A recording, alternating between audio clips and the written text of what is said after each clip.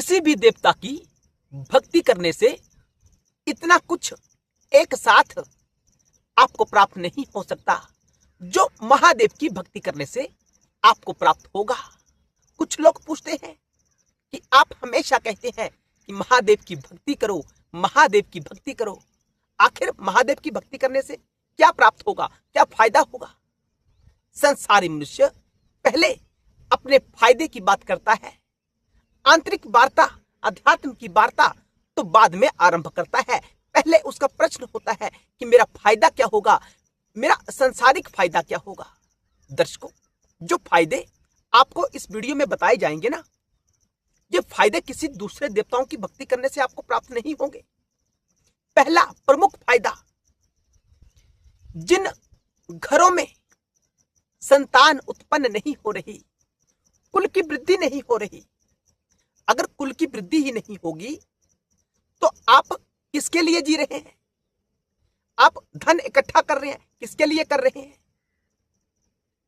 आप जमीन जायदाद बना रहे हैं, किसके लिए? बैंक बैलेंस किसके लिए? जब आपके बाद कोई उसे प्राप्त करने वाला ही नहीं होगा। तो कुल की वृद्धि नितांत आवश्यक है। हमारे जीवन में दुखों का पहाड़ घिरा रहता है जब हमारे घर में संतान उत्पन्न नहीं होती, यानी हमारा कुल आगे नहीं बढ़ता है। इससे बड़े दुख की बात हमारे जीवन में नहीं हो सकती। तो शिव की भक्ति करने से आपका कुल हमेशा बढ़ता ही रहता है। कुल वृद्धि में कोई दिक्कत नहीं आती, संतान उत्पत्ति में कोई दिक्कत नहीं आती। तो महादेव की भक्ति करना शुरू कर दें।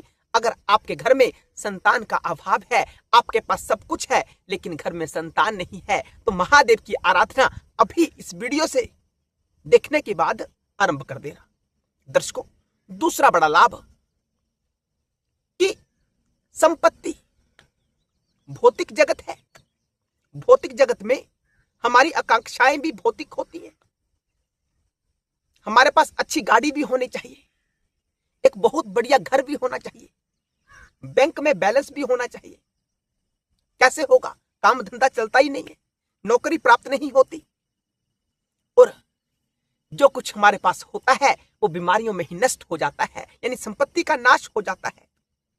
तो दर्शकों, जिस घर में शिव की आराधना होती है, जिस घर में डमरू बजता है, शिवलिंग की आराधना होती है, शंकर जी की मूर्ति की आराधना होती है, उस घर में संपदा की कोई कमी नहीं होती है। आपकी कोई इच्छा है, कोई वस्तु प्राप्त करना चाहते हैं, तो शंकर जी की आराधना इस वीडियो को सुनते ही आरंभ कर देना। वो संपत्ति आपके जीवन में अतिशीघ्र आना शुरू हो जाएगी। दर्शकों, जो तीसरी उपलब्धि आपको शिव भक्ति से प्राप्त होगी कि पुत्र प्राप्ति। संतान दो प्रकार की होती है, पुत्र या पुत्री। यद्यपि पुत्री का अपना वैभव है, पुत्र पुत्री का स्थान नहीं ग्रहण कर सकता। बेटियां तो जगजननी स्वरूपा भगवती जगदम्बा का स्वरूप होती है, लेकिन कुछ लोगों के भीतर ये तमन्ना होती है कि हमारे घर में पुत्र की प्राप्ति हो जाए। तो दर्शकों, पुत्र प्राप्ति का साधन एकमात्र शंकर है। कई बार हमारे भाग्य में पुत्र प्राप्ति लिखी ही नहीं होती और हम ब्राह्मणों के पास जाते हैं, ब्राह्मण कहते हैं कि इसके भाग्य में तो है ही नहीं। वो उपाय बताएंगे कि ये उपाय कर लो, लेकिन दर्शकों, केवल एकमात्र शंकर जी में समर्थ है कि आपके भाग्य को लिखा हुआ भी बदला जा सकता है। किसी दूसरे देवताओं में इतनी सामर्थ्यता नहीं है कि आपके भाग्य को बदल सके। उदाहरण क्या है? एग्जाम्पल, श्री कृष्ण जी को पुत्र प्राप्ति हेतु शंकर जी के शरणागत जाना पड़ा था। हम सब जानते हैं, महाभारत में इसका उल्लेख मिलता है। जब श्री कृष्ण स्वयं पुत्र प्राप्ति के लिए शंकर जी के शरणागत हो रहे हैं, तो शंकर हमें पुत्र क्यों नहीं देंगे? तो पुत्र की प्राप्ति आपको अवश्य हो जाएगी। संकल्प धारण करना है और शंकर की दिल से आराधना करनी है, आपको सब कुछ प्राप्त होगा। दर्शकों, ये चैनल विशेष रूप से शंकर जी की भक्ति को समर्पित है। यद्यपि हम राम जी के चरित्र का बखान भी यहां करने का प्रयास करते हैं। वास्तविकता क्या है राम जी की? आजकल कथावाचक कथा तो करते हैं, लेकिन वो केवल धन कमाने के पीछे भागते हैं, जहां ये विषय, आध्यात्मिक विषय धन का घर बन जाते हैं, कि धन एकत्रित करने का साधन बन जाते हैं, तो वहां वो आध्यात्मिक चर्चाएं हमारे चरित्र को प्रभावित नहीं करती हैं। दर्शकों, इस चैनल से जुड़ जाएं। अब पता नहीं कैसी कैसी वीडियोस देखते हैं जो जीवन को नष्ट कर रही हैं। अश्लील वीडियो व्यक्ति देखते हैं अपने फोन्स में, लेकिन जब हमारा कोई वीडियो उनके सामने जाता है तो वो 2 मिनट देखते हैं, उसे बंद करके आगे निकल जाते हैं। कारण क्या है? शिव की भक्ति का प्रादुर्भाव अभी जीवन में नहीं हुआ है। दर्शकों, शिव की भक्ति के बिना हमारा मंगल नहीं हो सकता है। तो चलते हैं चौथे फायदे की तरफ। दर्शकों, बहुत से लोग जिन्हें डॉक्टर्स ने कह दिया कि अब इसका जीवन कुछ ही वर्षों का बचा है, कुछ ही महीनों का बचा है, आप जन्मपत्री बनवाने के लिए ब्राह्मण देवता के पास गए अपने बच्चे का भविष्य देखने के लिए, और ब्राह्मण ने कहा कि इस बालक की आयु बहुत कम है। तो दर्शकों, आज से, अभी से जब आपने यह वीडियो देखा, अपने बच्चों को शंकर जी के शरणागत लगा देना, शिव के ऊपर एक लोटा जल का अर्पित करने के लिए लगा देना। मैं शिव कृपा के योग से आपको कह सकता हूं, आपकी छोटी आयु का बालक भी दीर्घ आयु वाला हो जाएगा। और हमारे चैनल से जोड़ देना, जो आध्यात्मिक विषय यहाँ चर्चा में लाए जाते हैं उन्हें सुनाना। आपके बच्चे की आध्यात्मिक उन्नति होगी, आत्मा का बल में वृद्धि होगी, और आपके बच्चे की आयु अतिशीघ्रता के साथ बढ़ना आरंभ हो जाएंगी। जो ग्रह नक्षत्र आपके बच्चे के विपरीत हैं, वो आपके मित्र होना शुरू हो जाएंगे। तो आयु में वृद्धि शंकर जी की भक्ति से प्राप्त होती है। महामृत्युंजय मंत्र का जाप करवाना शुरू कर दें।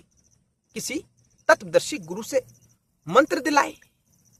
जब तक गुरु निर्धारण नहीं किया तब तक नमः शिवाय का जाप उनसे करवाएं।